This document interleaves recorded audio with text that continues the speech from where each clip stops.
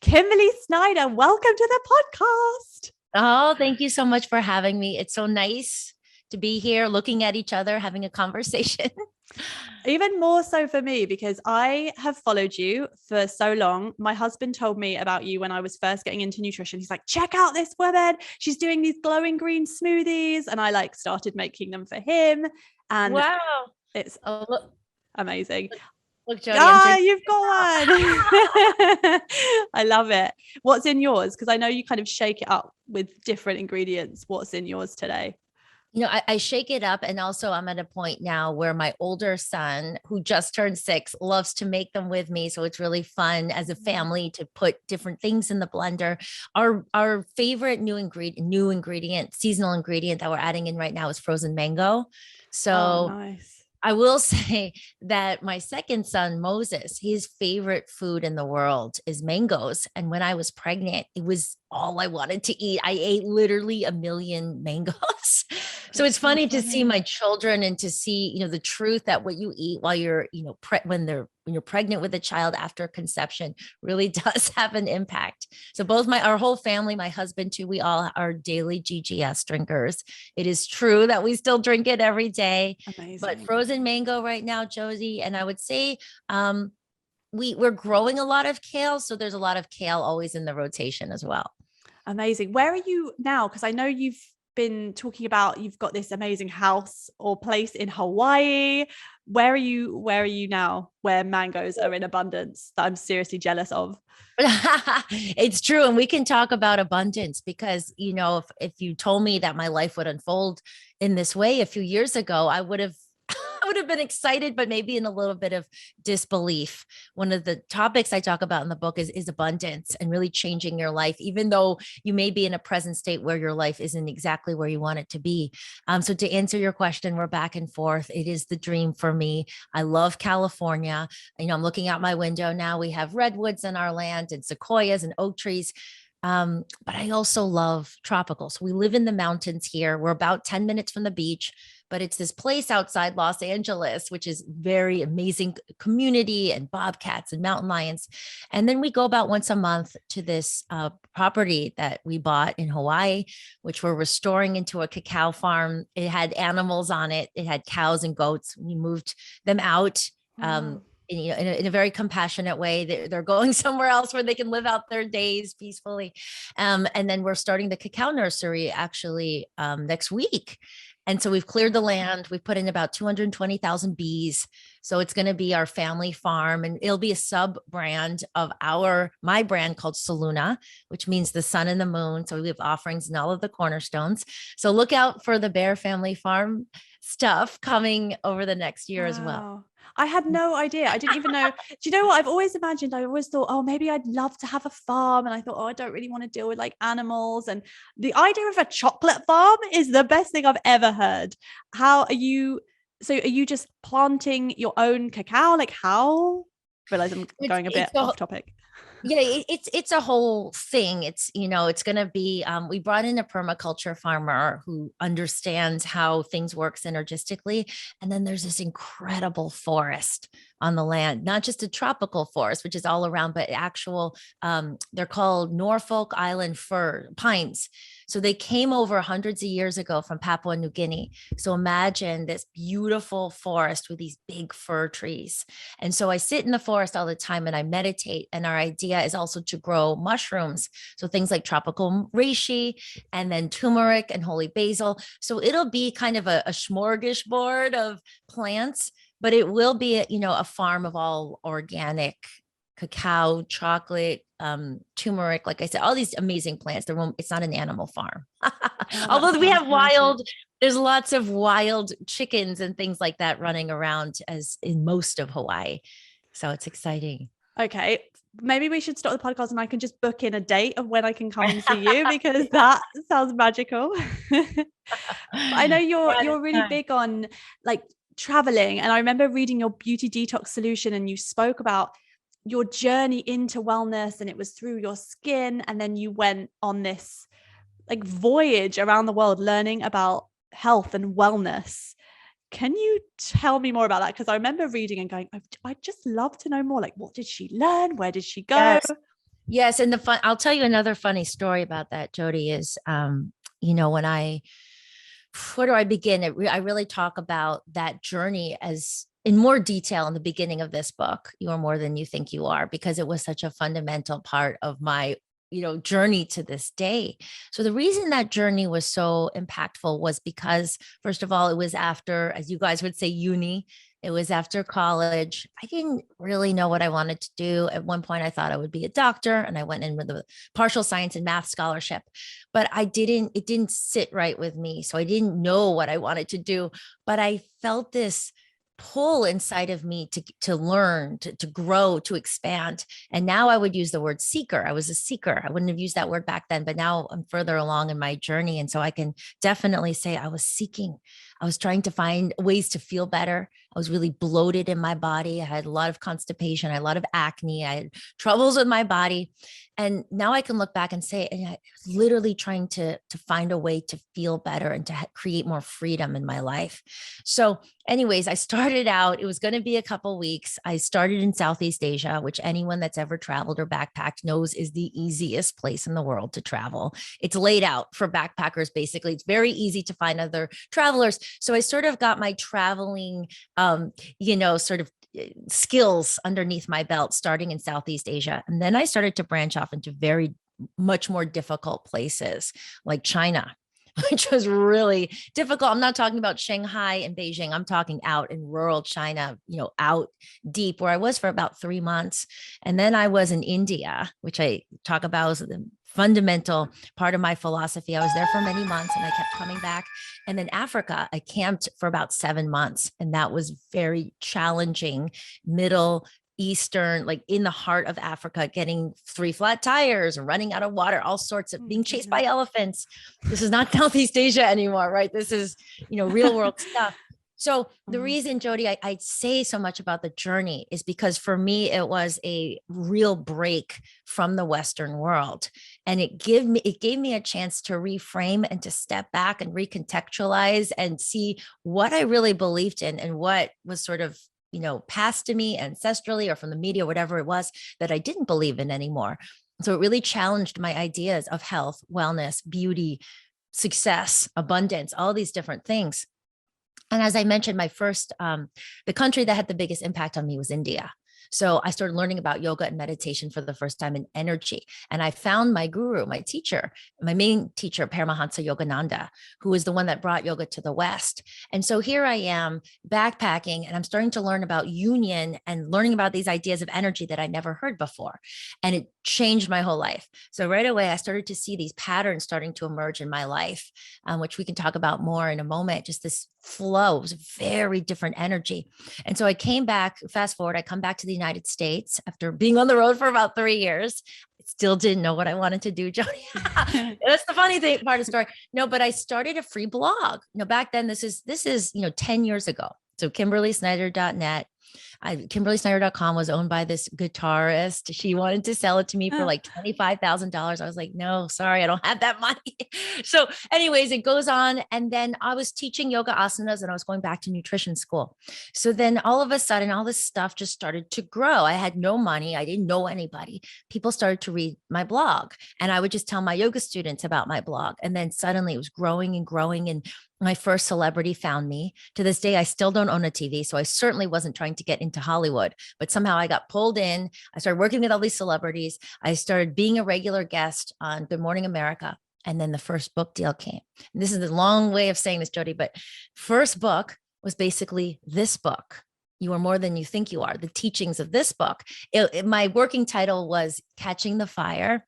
And I wrote 5 chapters. It was a travel memoir about yogic teachings, Vedic teachings. Wow. I remember my first editor at the time, Sarah, said, she looked at all my stuff and she's like, it looks like your recipes are taking off in the food part of your blog. So let's do a food book first and we'll do this book second. So 10 years ago, exactly, the first book went on to be called The Beauty Detox Solution. And so it was never my idea, Jody, to write a food book first. It was just the way it worked out. And if you go back and you read that book, it was all about going past numbers. It was about energy. It was really, I talked about beauty energy. It was really my yogic philosophy influencing the food philosophy, saying, it's really about digestion and getting your body to work and vitality, all the teachings that Yogananda and the Vedic teachings tell us. So anyways, history goes on. The first book, sold like 1 million copies. It grew and grew. Second book was a food book. But by the third book, I started coming back to this more holistic approach. Beauty Detox Power was about food cravings. It was about the body, mind. It was about chakras. Fourth book I wrote with Deepak Chopra, which was about Ayurveda and spirituality. Fifth book, more mind, body, perfect, being perfectly imperfect. And now this book, which I consider to be my most important, actionable, practical playbook of everything, is here. So that's the story. It's finally here. It's ready to birth 10 years later. And I'm happy. It's all in divine timing, because the depth in which I've gone into these teachings and all the personal challenges and things that have happened in my life over the past decade, I think have prepared me to present this book in a much deeper way. It's such a beautiful book. And as I said before we jumped on this, it's really got me back to a spiritual practice. And it sort of made me come back to it, because I was practicing meditation a couple of times a day and I really got into it. But when I fell pregnant, everything just started to drift away. I think I started getting distracted when I was being kicked in the stomach, like this baby was growing. I'm like, how can I concentrate? And then the baby was born, and there were always kind of excuses. Actually, I'd love to know, how did you manage that? Because you've had 2 children. How have you kept up your spiritual practice? And how do you make sure that you have time to meditate every day, and you follow this, and you have your morning routines? So I'll say my philosophy, the Solluna philosophy, rests on 4 cornerstones: food, body, emotional well-being / mental health, and spiritual growth. So all along my journey, there have been times where, at this point, I worked with hundreds and thousands of clients, right? So I know a lot of the patterns that we fall into, where it's very easy sometimes to overemphasize parts of our lifestyle. It's very easy, for instance, to obsess about food, where I've had eating disorders. I've tried every diet under the sun. And so what I found in my work was that, food and body, when we overemphasize, when we obsess about these, it's often because we're not nourishing the mental, emotional, or spiritual parts of us.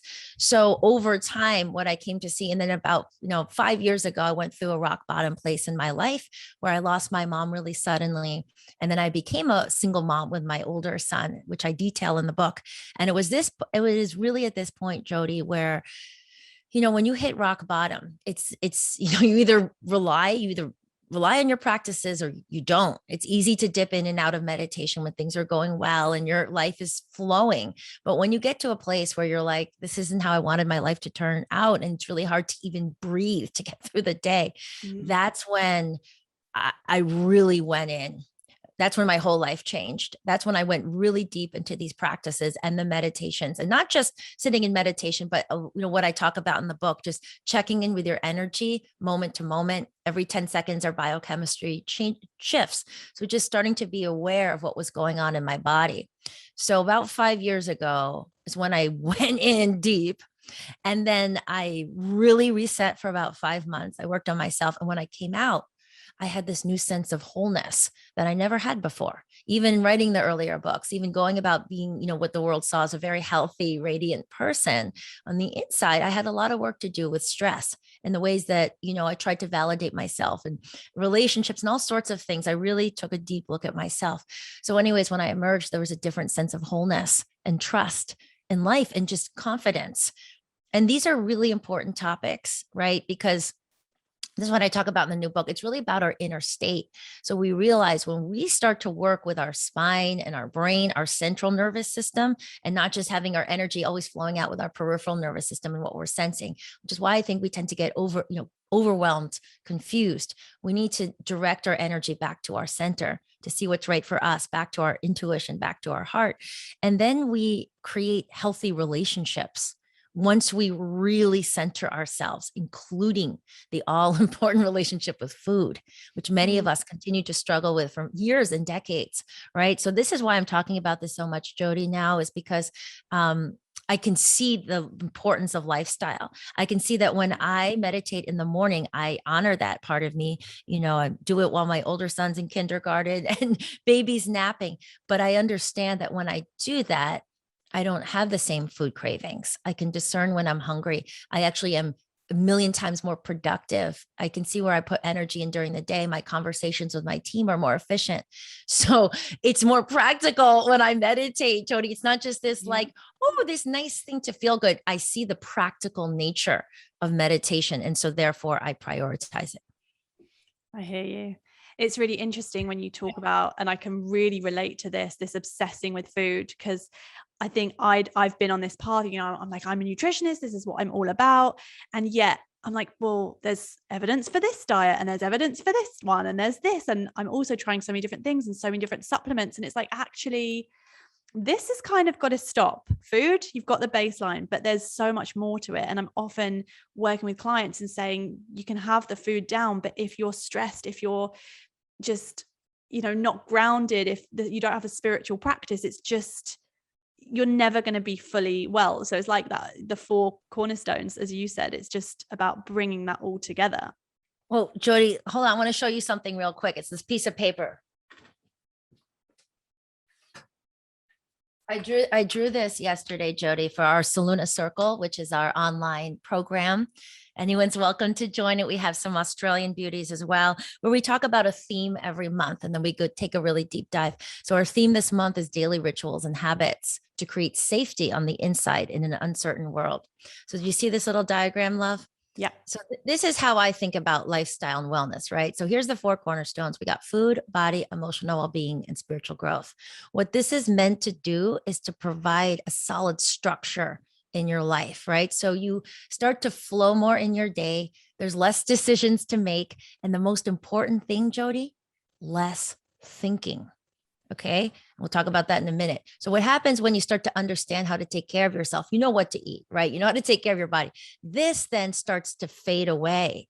We think about it less. There's just more flow. So then what emerges is this big circle I've drawn here, which is the true self. Okay. This is where we go. We start to shift away from thinking about life and overanalyzing and always being in our head to just living and being and moving from a deeper place known as our intuition. Mm-hmm. So the whole point of lifestyle is so we understand how to flow, and then we don't have to obsess. So the issue is, let's say, like you said, people are not taking care of their mental health. We're not processing stress. We don't have the tools. We're lashing out, or there's constant drama in our life, or whatever it is. When we don't nurture this part, I've seen this time and time again with so many clients, we tend to over obsess about the food or the body because it's something we can see. So then the clients start to say, oh, maybe there's some hidden sugar. Maybe I'm not getting enough riboflavin. It's like picking away at the more minutia and the details. And it's no. We take a wider approach. Mm-hmm. So it's a sign that you've mastered one of these cornerstones, right? If you're not thinking about it anymore. Eckhart Tolle, who I love, he used to say he says in his philosophy, the power now, his big thing is going beyond thought. So when I read this years ago, I was like, what is he talking about?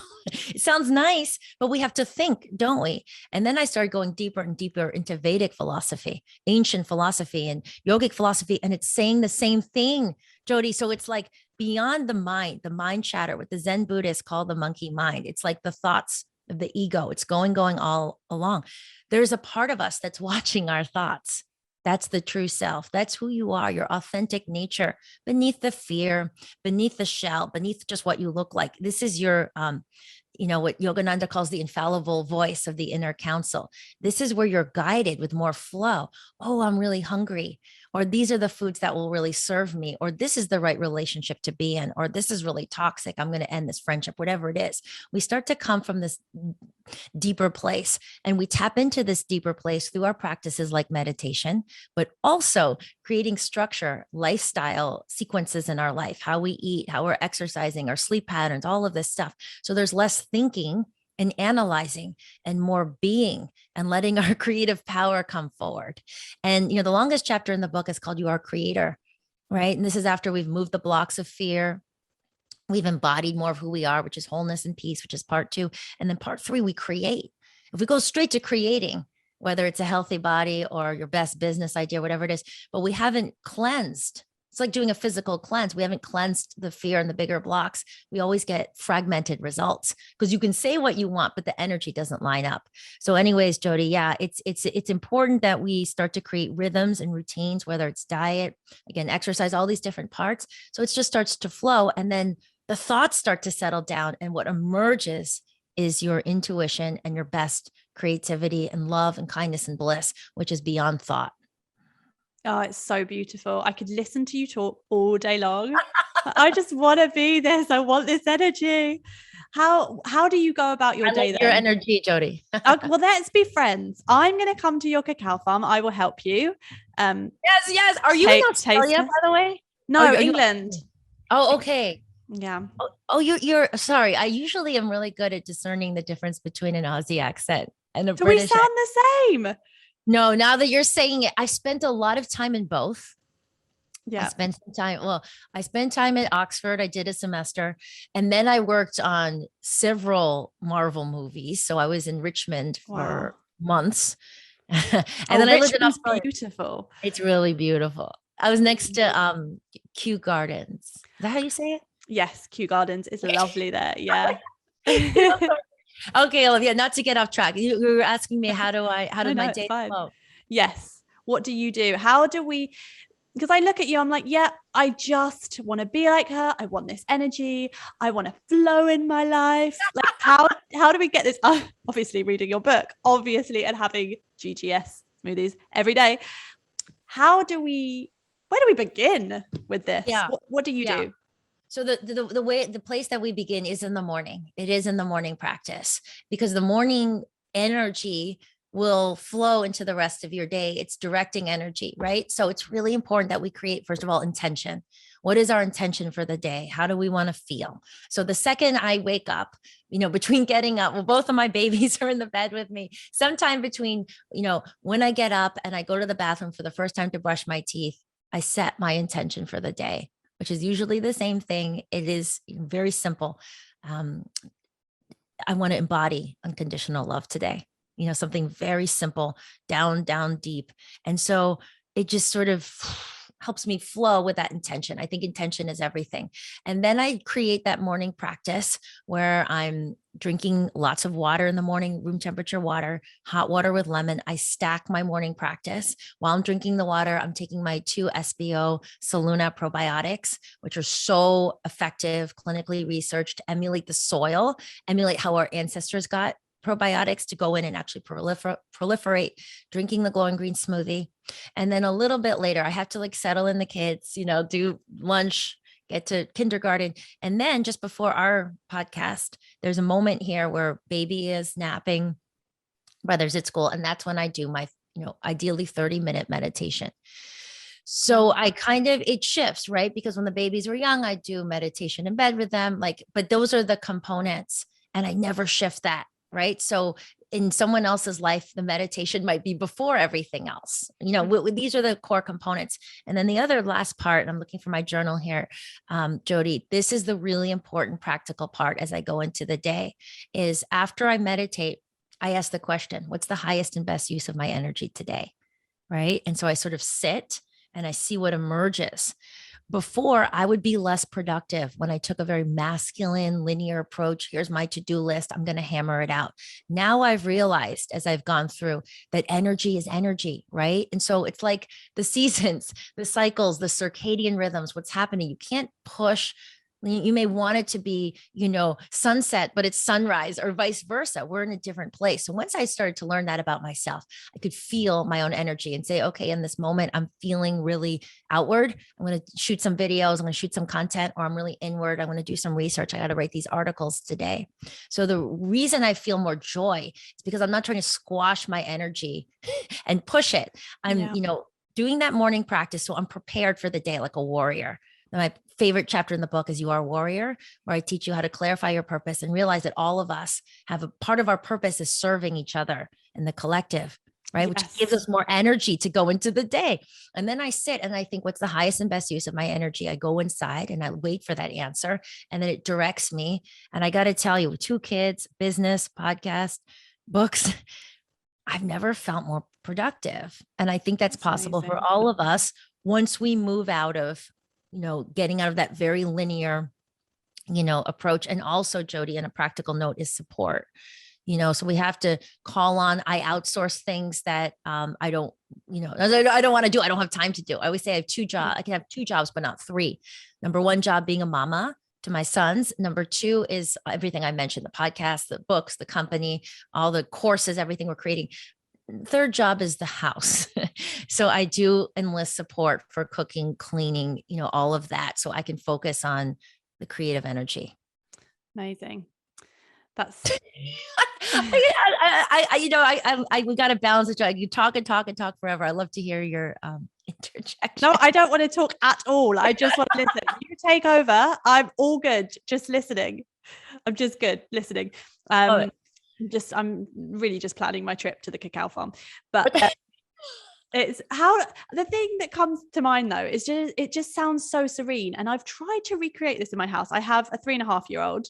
Oh, and I'm like, let's do yoga together, and like we'll do it. And then I get climbed on, and like he'll just decide that he's going to sit in the middle of my yoga mat, and I'm like, that's okay. I'm just going to breathe through it. Like, let's have your porridge, and I like make this porridge, and he's all up for it until I put it down, and then there's screaming, I don't want this, I want something else. I'm like, this is not the energy I intended.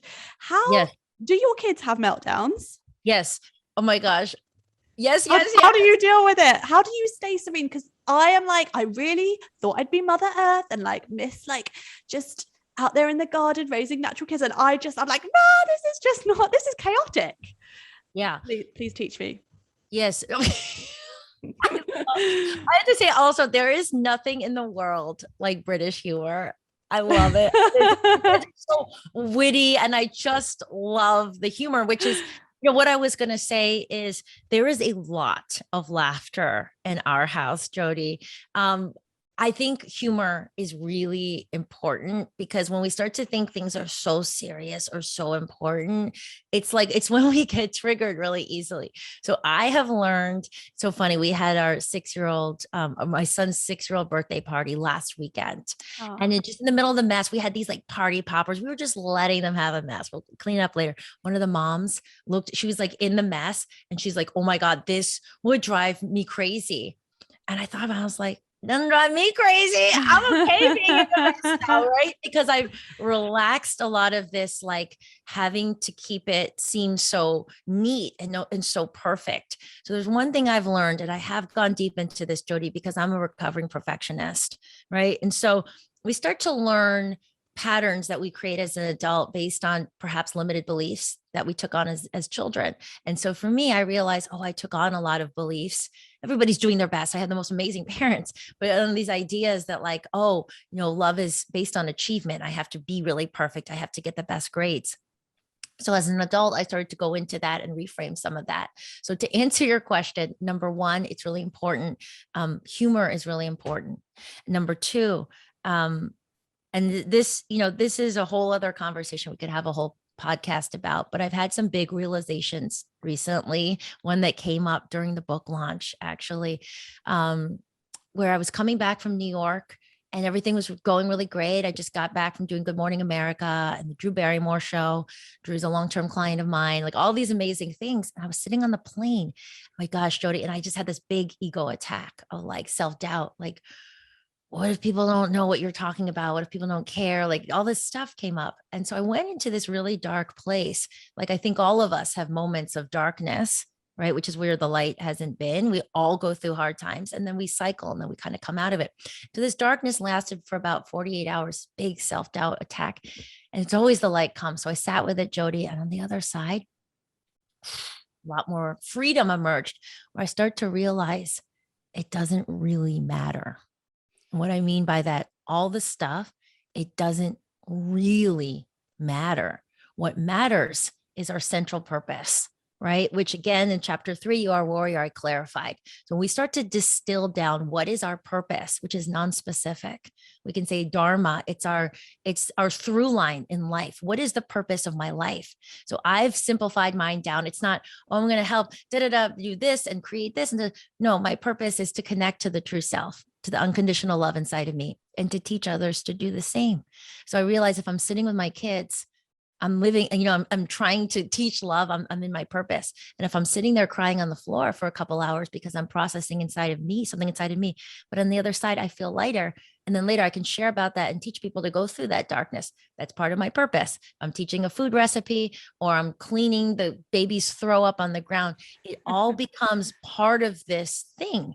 So what it does is it takes the pressure off. It doesn't matter so much if I get everything on my to-do list done. It's not about that. It doesn't matter, oh, this one course is the biggest course of all time. No, it's not quantifiable, right? It's like if we're having a conversation and I change Jody's life or one person listening to this, that's amazing, right? So we go beyond numbers, we go beyond to-do lists, and we start to distill down what is the most important thing in the day. So if we're alive and we're breathing, we're all these unique creations of spirit. And if we're laughing, if we're spreading love in some way, that's the most important thing. So that last ego attack and the freedom that followed, it just clarified it even more to me, Jody. It's like, it's not so serious. It just isn't. I love that. Even if you've got, though, you know, your kids got to eat breakfast, but you've got to get them to kindergarten. How do you not get serious? You're like, we've literally got 5 minutes to get in the car. Like, how are you just like, whatever, we're late, I don't care, or whatever, don't eat your breakfast, or... So this morning was a particularly difficult morning because my son got these new blocks for his birthday. And so he built this huge tower with his uncle yesterday. I was trying to keep Mr. Eggy, which is what we call Moses, because he was like a dinosaur egg when I was pregnant. So I think that's going to be a nickname for life, by the way. We were trying to keep him out of the living room, but there was a moment while I was making the lunch and he slipped in and he knocked the tower. Huge tantrum, meltdown, tears, everything. Everybody's freaking out. Of course, Papa Bear is in the garage training with his trainer, having this nice serene moment. Right? So I'm dealing with this by myself. So I'm a big fan of mini breaks, right? So I go in the bathroom, I have like my moment, like I make my little noises, and I just, when kids are safe, I just re-regulate myself. Right. Like I said in the beginning, our biochemistry changes every 10 seconds. We can meditate in the morning, but that's not of much use when these tantrums happen later down. It does seep into life, but we need our tools. So every 10 seconds, everything is going off. So I know 90 seconds is what it takes, the amygdala, prefrontal cortex, your brain to start to turn on for more rationality. So if I take a mini break of 90 seconds in the middle of chaos, even 10 breaths, where I just kind of go in the corner, I do something, or I go in the bathroom, or I close the door, I'm like, Mama needs to get something upstairs. It does help me. Just in the middle of chaos, 90 seconds, if we can carve that out, it makes me come back with clarity and composure, because it's really important. Someone that came on my podcast, Dr. Shafali Tassaberry, I don't know if you know her. She wrote the book, The Conscious Parent. And she talks about with kids, it's not about addressing their tantrum so much as our state. It's like who we are as parents. So that really is my focus. I take a break. I compose myself. I'm always not always perfect. Sometimes Mama goes crazy too, but I do that. And I did that this morning. And, I kind of laugh, but if I don't take those breaks, Jody, I'm a crazy person. So I found that way, just these little ways to reset my nervous system, so it doesn't turn into this big stressful thing where suddenly we have all this inflammation and we feel like the day sucks. Just little breaks have really helped me. So I'll say the biggest thing overall is little breaks. Okay. Thank you. That's been really helpful, because it's so hard to look at you on Instagram and be like, you look so chilled. Like, how do I get this chilledness? But okay, I'm going to start with my hot lemon and water. I'm going to make sure that I never miss a morning of meditation ever. Start with your intention, right? My intention is, to create harmony today, or peace, or, something non-specific to a task. And, not your intention is I'm going to finish that course today or that book or whatever it is, but something about energy. Right. So it sets the tone, and that really helps me. If my intention's unconditional love, and then 5 minutes later, all the spills happen, I want to bring that love to that situation. It's like, it's more top of mind. And again, it's not about being perfect, but it's about directing energy. And Yogananda was a very big proponent of this. He talks about dynamic will, which is a lot of the practical exercises in the book, or how do we direct our will towards creating what we want, right? It's not just about saying the words. Like I said, you can say you want to create this or this healthy relation, whatever, but if the energy doesn't line up, so we have to be stewards of our own energy. And this started to really transform my life when I applied it to digestion, right? Then the weight came off my body. To this day, it hasn't come off. I've never dieted. I don't weigh myself. All the ways I used to obsess about numbers. We open up energy when we focus on wholeness. So whole foods, how things digest, it opens up the energy in the body. And it's the same thing when we apply it across our life. When we want to create our job or best podcast or whatever it is, where is my energy? So we can start to tune into our energy right now, my love. See, just when the mind is going, sometimes it's tricky to understand, am I an intuition or am I an ego? Am I in fear?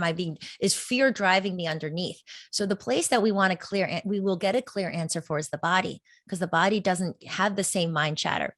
So if you go into your heart right now, or even your abdomen, around your gut, and just check in. Do you feel a sense of openness and expansion, or do you feel a sense of tightness and restriction? So if you're feeling any sort of tightness, and you can do this moment to moment throughout the day, that emulates the construction of the ego, which is keeping us small and limited. It means there's probably some sort of reactivity or fear at play, some sort of limited belief. So that's really important information. Maybe something triggered us on social media, something we saw, or this old idea of like, oh, you're not getting enough done. So when you're feeling that constriction in the body, we want to shift that energy before you have that conversation, before you create, right? So it's something as simple as feeling the bottoms of your feet. A lot of it, mind going is projecting into the future based on the past. So we want to come into the body right now. So what's going on? Where is your body? Bottom of your feet, hand on your heart and your belly, check in with your breath, re-regulate yourself, or change your environment. Environment is such a quick way to change your brain waves, right? In a sense, go to the bathroom. One of my favorite tools with busy, with kids, or go outside, just get a little bit of fresh air, take 3 breaths, get a glass of water. But this information of, oh, my body's tight, so there's probably fear at play, is a way to break a pattern of, I'm not creating what I want. I keep attracting the same guy, or I can't break this food addiction to sugar, whatever it is. We start to understand the energies at play, and then we start to create, more sustained lifestyle shifts from that. It's such useful advice, because we are so much in society, so much in our head, I think, especially with social media and the information overload. And actually it is about coming back and tapping in. I could talk to you about that for days. Jody, I'll say that's the key. You hit the key right there, right? Because look at what's going on. Social media, the second we wake up, we're on it, right? Or the media or the news or the alerts and the apps. What does that mean? That means your energy is always flowing into the external world. This is really important to understand. This is the core of yoga. Okay. Yoga isn't poses. That's one like tiny fraction. The core of yoga is this message. Everything's going into the external world. We're seeing what's going on in social media. We're seeing what other people are doing. So it's always out here. What does the ego do? The shell takes this information of sensing, and it starts to overthink. It starts to compare, which leads to contrasting, which leads to competition or lack-based thinking. Oh, I don't have that in my career. Oh, this is doing so much better. Oh, I should be smarter. I should be this and I should be skinnier. My hair should be better, right? It's always out here. Yeah. What happens? Anxiety, struggle, not enoughness, fear.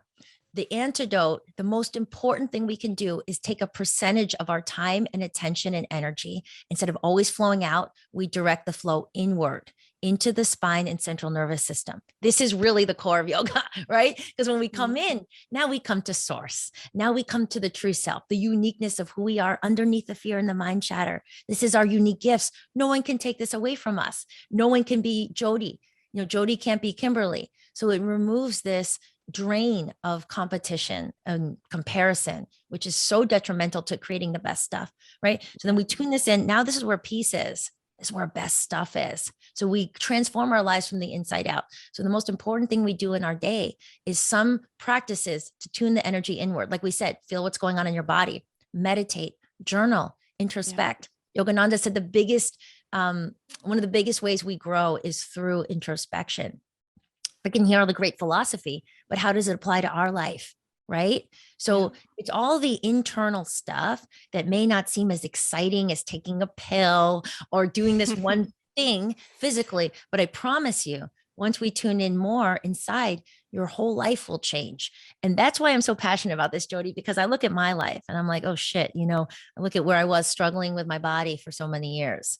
It's like, if I can get to this place of neutrality with food, where it's like, it's there, I want to eat healthy food, but it doesn't rule my life anymore. I'm like, everybody can do this. Where I went from being broke to creating that. Now I have a farm in Hawaii. That's amazing. I struggled so much with my relationships, a lot of pain, a lot of just patterns. And now I have this incredible soulmate husband, right? So it is possible to change our life. And these teachings are so practical. And I think so much of, what we're trying to always buy our way into, Jody, or like, all the suffering out there and, we're so many girls, they're just like, I'm not enough, the hyperfixation on appearance. The antidote is free and it's easy. It's simple, but we have to consistently do it. It's tune the energy inward, connect to your true self, meditate. And I promise all the stuff, even the stuff with food that we, so many of us have struggled with for decades, Jody, it does get easier with the self relationship, the all important self relationship first. Oh, thank you. And the book is incredible and you can get it online.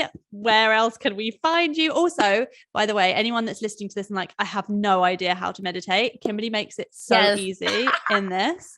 It's just broken down. It's so accessible, which is what I loved. It was such an easy read and I love your humor through it. So anyone that's listening or watching, get this book.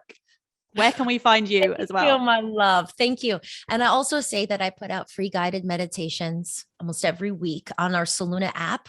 There's a free guided meditation part called Practical Enlightenment Meditations.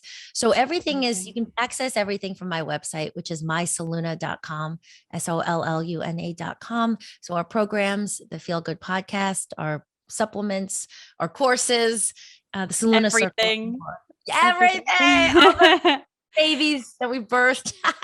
Can we get your supplements in the UK? Do they ship? Yes, they ship worldwide. Okay. Yes, Great. my love. We'll have to send them to you to try. I think you'll love them. I would love them. I actually came to your juice bar years ago. I went all the way to LA. The one in LA. What was it? I just remember going in and getting like a green thing and I was I loved it. I was hoping to see you, but I didn't. They're like, Kimberly's just been here. I'm like, no, I missed her. Well, now that things have opened back up, next time you come, we'll have to meet up, do some kind of circle, some kind of, I don't know, gathering with humans again. Really nice, won't it? That'd be amazing. Amazing. I am going to be your friend. So that's quite clear. Jody, I have to say, I just want to, before we end the show, I just want to say you never know what to expect when you get on a podcast with someone, and you are such a beautiful light, mama, real, just light, authentically looking to help people. So I just want to acknowledge you. You can't fake energy. So I really feel that true beauty on you. And thank you so much for having me on today. It's an honor to connect. And I look forward to connecting more, sister. You're so lovely. Oh my goodness. Now you're going to be my best friend. Thank you. And thank you so much. You are such an inspiration. And I'm just, so grateful to have you on. Thank you. Thank you, my love. Take care. Bye everybody.